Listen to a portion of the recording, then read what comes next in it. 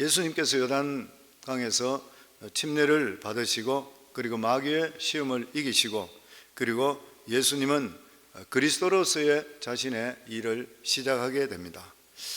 그런데 예수님께서 이렇게 이제는 공생애를 시작하게 되실 때에 하실 일이 굉장히 많으셨을 것이에요. 그런데 예수님께서 오직 두 가지만 집중하셨습니다.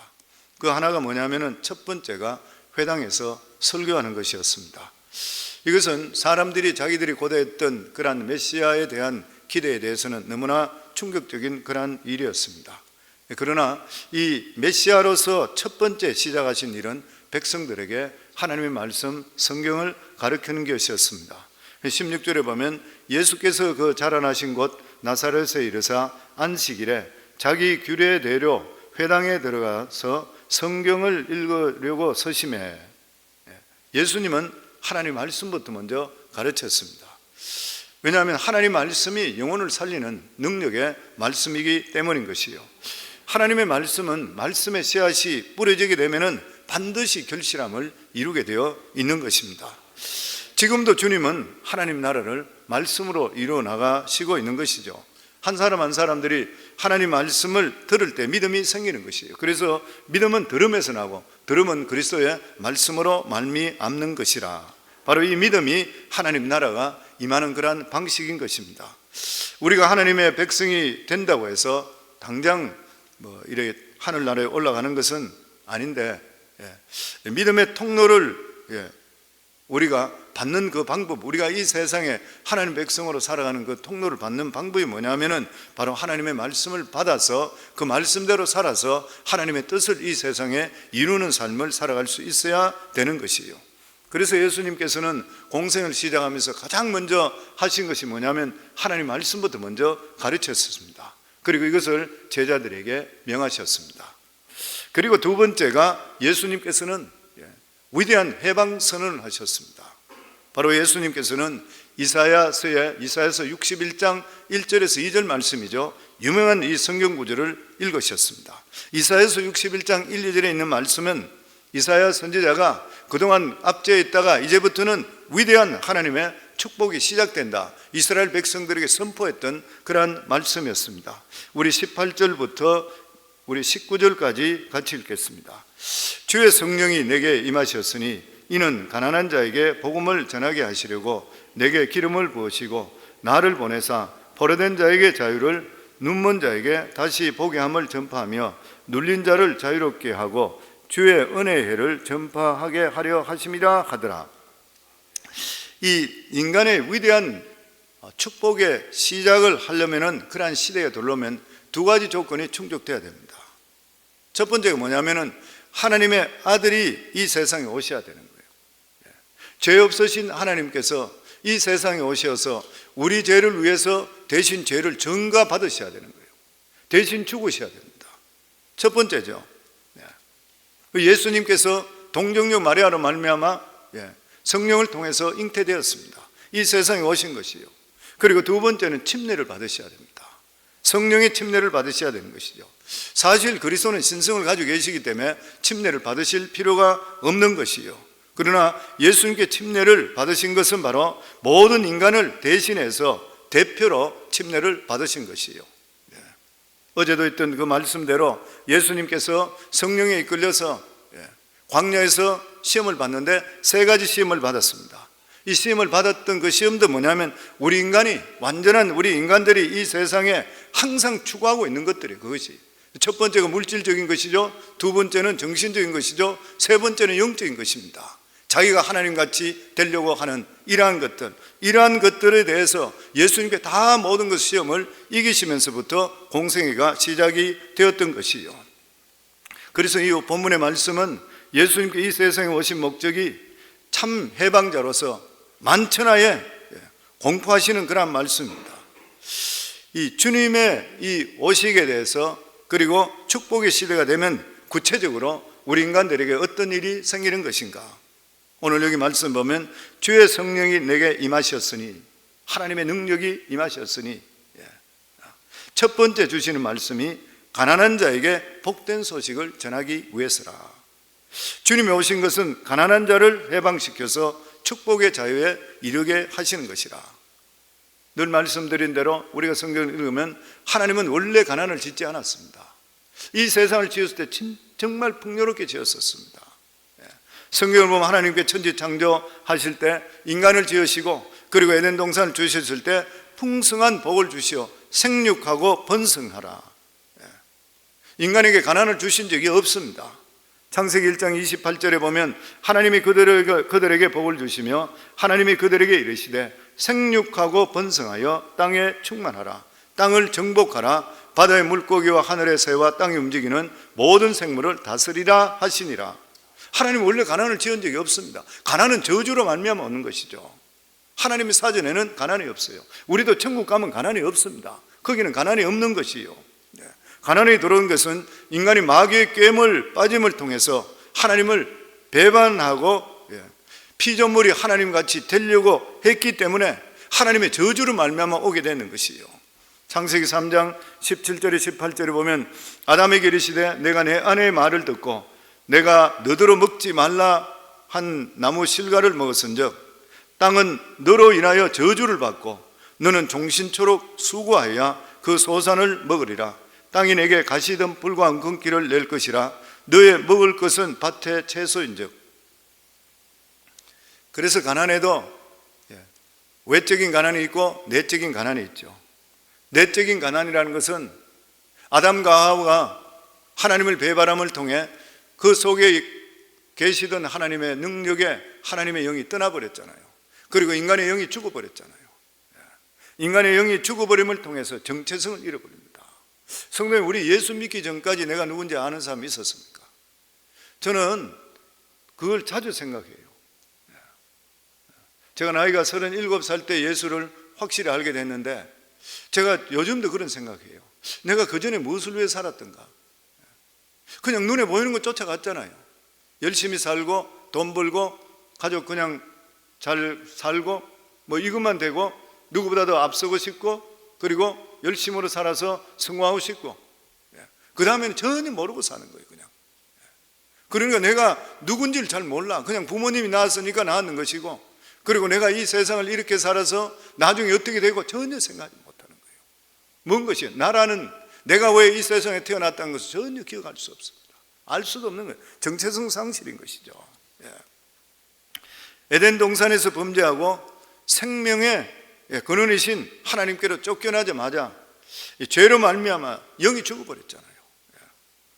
영이 죽어버렸으니까 우리 속에는 처참한 영적인 내적인 가난이 들어왔습니다.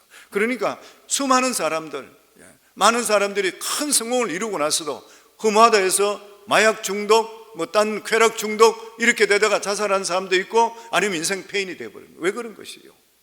가난한 사람이 그랬어요? 아니에요. 잘 사는 사람. 왜 그런 거예요? 자기 일을 발견하지 못하기 때문에.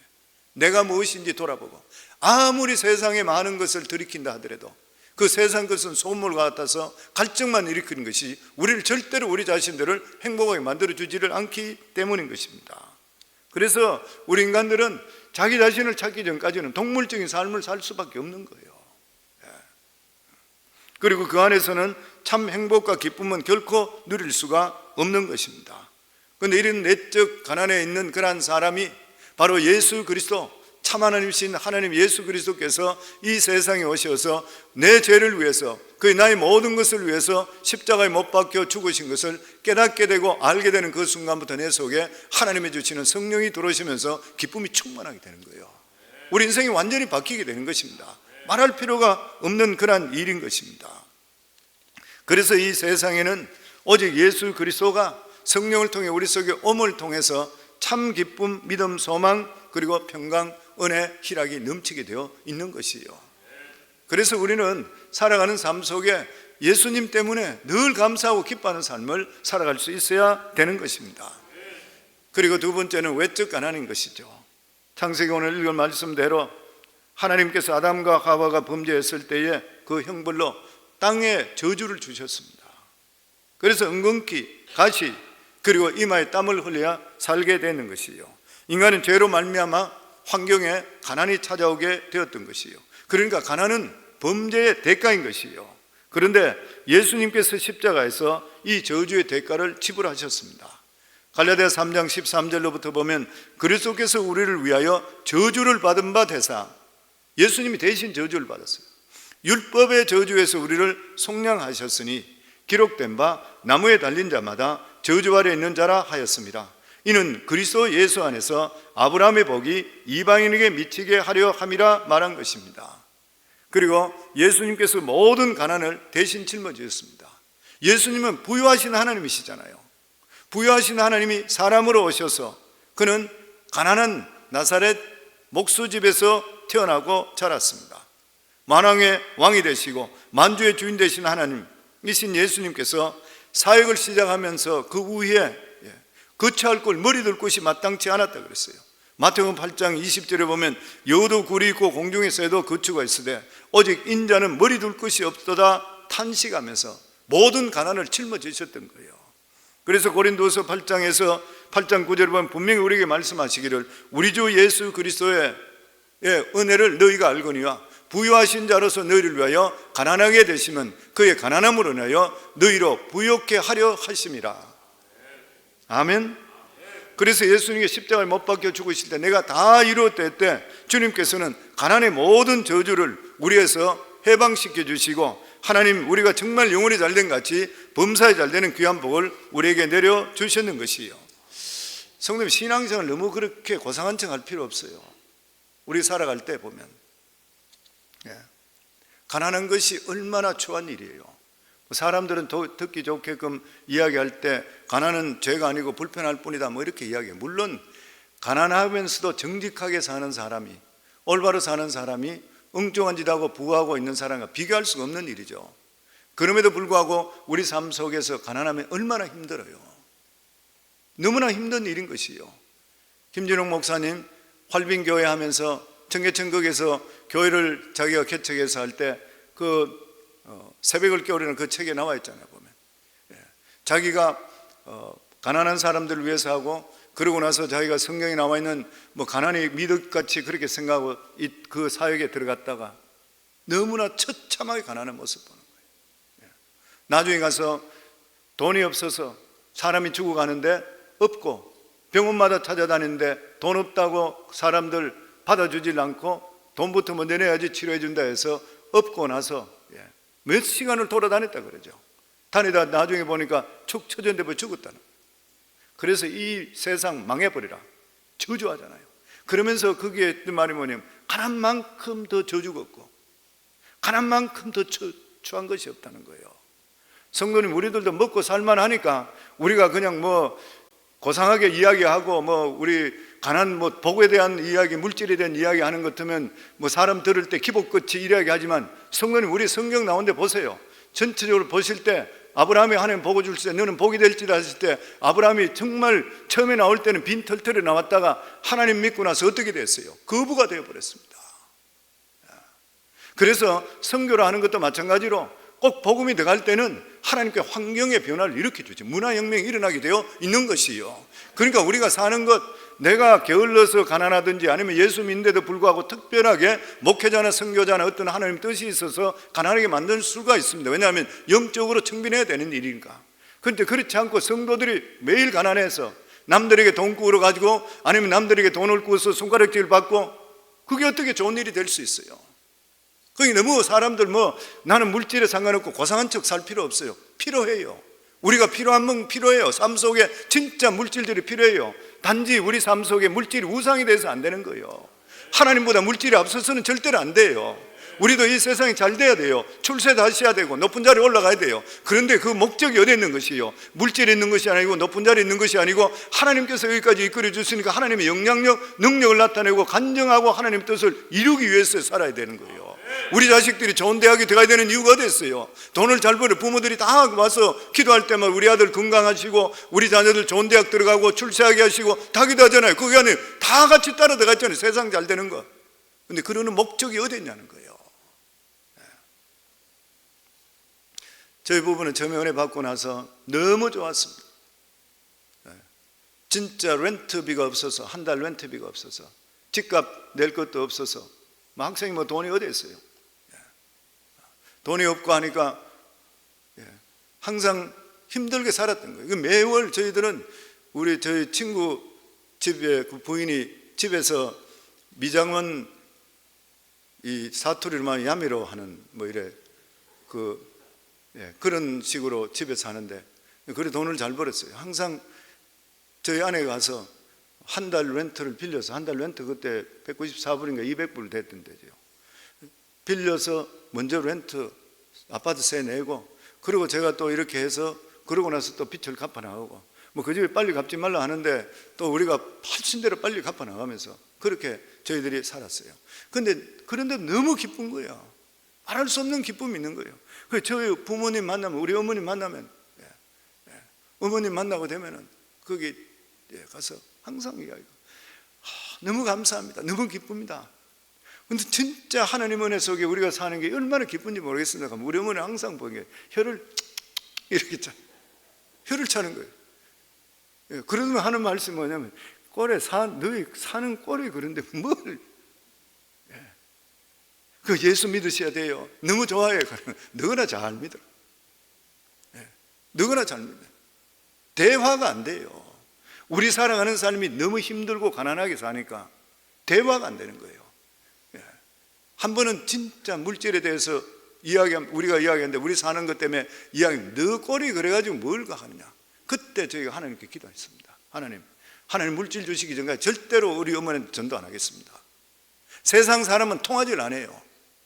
나중에 하나님께서 복을 주시기 시작할 때 어머니 원하는 거 다 해드리는 거예요.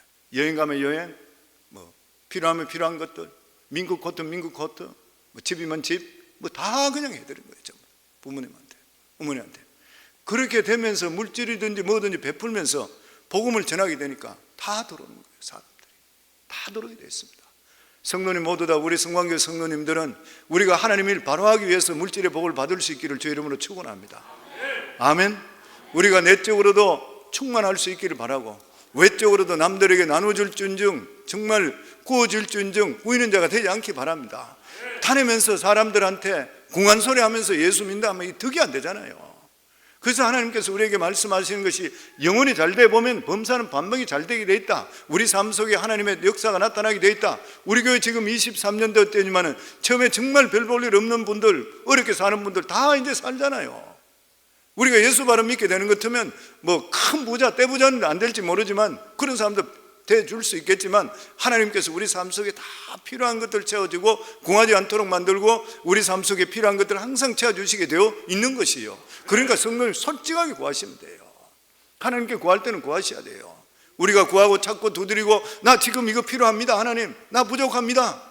우리 집에 물질도 이렇게 필요해요. 정확하게 구하시고, 하나님이 주시는 은혜와 능력, 그리고 우리 속에 어려움이나 가난이나 이런 거 올 때는 우리가 이거는 저주로 생각하시고 예수 이름으로 꾸짖어 쫓아낼 수 있기를 주의 이름으로 축원합니다. 아멘.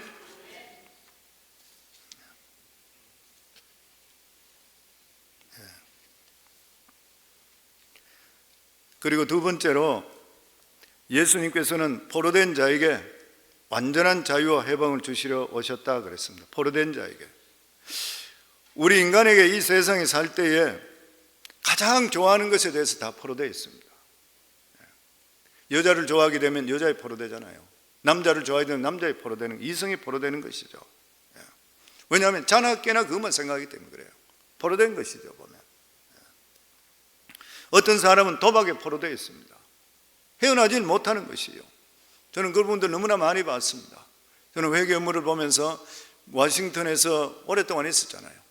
처음에 와서 여기 있는 분들이 가발점을 하다가 뭐 그로서리를 하다가 나중에 슈퍼마켓으로 들어가고 이런 관계 속에서 힘들게 해서 크게 슈퍼마켓들 많이 일해 하는 분도 많이 많았어요. 근데 그런 분들 중에서 도박하는 사람도 있어요. 부동산하고 이런 사람 중에서 도박하는 사람도 있어요. 여기에 보면 몇 명씩 팀을 이루면서 도박하는 사람이 있어요. 그때는 애틀랜틱시티나 뭐 이런 데까지 생기지 않았을 때인지 뭐 작은 처음 생길 잘 안 갔어요. 전부 다 도박하는. 그러다가 완전 폐가 망신하고 이혼하고, 이 도박하고 이러면 완전 망하잖아요. 완전 망하는 것이에요, 보면. 이게 뭐예요? 거기에 대해서 완전 포로되어 버린 거예요. 벗어나지를 못하는 것이에요, 보면. 뭐 요즘 보니까 저 멜랜드 쪽에 MGM 쪽에 그거 가는 분도 많다 그래요. 그쪽에도 많이 가고, 거기서 그 가는 사람 대부분 일주일날 열심히 돈 벌었던 거 그거 그냥 그거 다 털어놓는 거예요. 나보고 성도님 가르더라고. 어떤 분이 목사님 그 MGM 거기에 시푸드이 너무 좋으니까 제가 한번 갑시다 그래. 내가 못 간다 그랬어. 시푸드 먹으러 갔다가 도박을 하는 거죠. 타이슨스 코너에도 MGM 같은 게 또 들어오려고 지금 계획하고 있다 그러대요. 망하려고 그러는 것이죠. 세금이 더 필요해서 수입이 더 필요해서 개발한다 그러는데 다른 것도 얼마든지 할 수 있는 사람을 죽이는 일이잖아요. 이런 것들은 망하게 만드는 것이에요. 포르노 중독, 마리화나 중독 뭐 이런 거 다 똑같은 것이에요. 인생을 완전히 망치는 것이잖아요. 그런데 이런 망치는 데서 우리 인생을 살려주시는 분 누구십니까? 예수님이잖아요. 예수님 만나면 되는 것이에요. 우리가 너무나 잘 아는 아주 유명한 이야기 있잖아요. 아이언사이드 목사님, 무디 목사님, 담임 목사님 아시던 대단한 분이시죠. 이분 그 젊었을 때에 샌프란시스코 거기서 목회할 때에 그 베이사이드 쪽에 거기에서 나갔더니만 젊은 사람들이 모여서 기타를 치고 통기타를 치고 그러면서 사람들에게 복음을 전가하고 있었던 거예요. 복음을 전가하고 있는데 거기 있는 젊은 청년들이 이 목사님을 보고 나서 목사님 잘 오셨습니다. 목사님 여기서 목사님 전도 간증 좀 해주세요. 그러니까 이 목사님 거기서 간증하는 거예요. 내가 어떻게 해서 예수를 믿고 나서 내가 지금 어떻게 살아가고 있다. 여러분도 예수님만이 소망입니다. 예수님이 생명입니다. 이렇게 증거했어요. 그러니까 그 중에 한 신사가 듣고 있더니만 그 이야기 끝나자마자 자기에게 옆에 사람들 많은 데서 와서 목사님 된 이야기도 제가 들었습니다. 저는 이러이러한 사람입니다 하는데 이 사람이 대학교에서 유명한 교수예요. 그런데 이 사람이 불가지론자 그 시대의 자유주의 신학의 아주 유명한 교수예요. 이 불가지론자가 뭐예요? 하나님은 증명할 수 없다잖아요. 무신론이죠. 하나님은 증명할 수 없다요. 그러니까 목사님 이번 주일날 이번 일요일날 이 아카데미 교육관 앞에서 당신은 기독교와 그리고 불가지론에 대해서 우리 둘이 같이 토론합시다. 정식으로 도전장을 내는 거예요. 사람 수도 없이 보는데. 그때 이 아이언사이드 목사님 그렇게 이야기했다 그러죠. 좋습니다. 교수님의 도전을 받아들이겠습니다. 그런데 교수님 오실 때 두 사람을 데려오셔야 됩니다. 한 사람은 남자고 한 사람은 여자입니다. 그런데 이 한 사람 데려오는 남자는 알코올 중독자로 살다가 교수님의 강의를 듣고 나서 그리고 새로운 삶을 사람이어야 됩니다. 교도소 생활을 했다면 더 좋습니다. 그리고 두 번째 데려오는 여자는 완전히 사창가에서 있다가 타락되어 있다가 교수님의 강의를 듣고 나서 자기 삶이 새로 바뀐 새로운 사람입니다. 이 두 사람 데려오세요. 이 두 사람 데려오시고 나는 예수 믿고 구원받은 하나님의 사람으로 완전히 바뀐 사람 100명 이상 데려가겠습니다. 그러니까 그분 이야기가 내가 실례했습니다. 죄송했습니다. 그러고 나서 중간 속에 빠져나갔대요. 이 세상에 어떤 것으로도 사람 못 바꿔요. 우리 인생이 중독되고 우리가 포로되고 어떻게 변화될 수 있어요? 근데 하나님의 영이신 성령께서 우리 속에 들어서 예수 영접하게 되면 인생은 바뀌게 돼 있어요. 도박하는 사람도 다 바뀌게 돼 있고 그리고 마약 중독된 사람도 예수 믿고 구원받고 성령이 함께 하시면 구원받게 돼 있고 변화되게 되어 있는 것이에요. 이런 것은 우리 옛날 옛사람들은 다 새 것으로 우리 몸이 다 변화되게 되어 있는 것이에요. 이 뒤에 있는 것은 하는 것이 모두 마귀들이잖아요. 요한일서 3장 8절에 보면 죄를 짓는 자는 마귀에게 속하나니 마귀는 처음부터 범죄함이라 하나님의 아들이 나타나신 것은 마귀의 일을 멸하려 하심이라. 아멘. 그래서 우리 인생에 길도 바로 갈 수 있는 길을 주님 안에서 그리고 또 뿐만 아니라 우리가 중독된 모든 것에서 해방될 수 있는 유일한 길은 바로 예수 그리스도 확실히 만나는 것이에요. 그리고 세 번째 보면은 주님께서 믿는 자에게 복의 됨을 전파하시겠다 그랬습니다. 우리 인간은 이 영안과 육안 두 가지를 가지고 있었습니다. 처음에 지음을 받았을 때는 영안이 열려서 하나님과 교통을 했는데 죄를 지음을 통해서 우리 속에 있는 영의 죽음을 통해 영안이 감켜버리고 말았던 것이에요. 그래서 우리들은 감각적인 노예로 살고 눈에 보이는 대로 살아갈 수밖에 없는 것입니다. 그래서 정욕대로 세상의 탐욕에 종이 되어버리고 말았던 것이. 그래서 요한일서 2장 16절에 보면 이는 세상에 있는 모든 것이 육신의 정욕과 안목의 정욕과 이생의 자랑이니 이는 다 아버지께로 온 것이 아니요 세상 사탄으로부터 온 것이다. 완전히 아담과 이 하와의 후손들은 영이 죽어버리고 나서 영의 세계를 잃어버리게 되니까 세상에 종속돼 버린, 종이 돼 버렸던 거예요.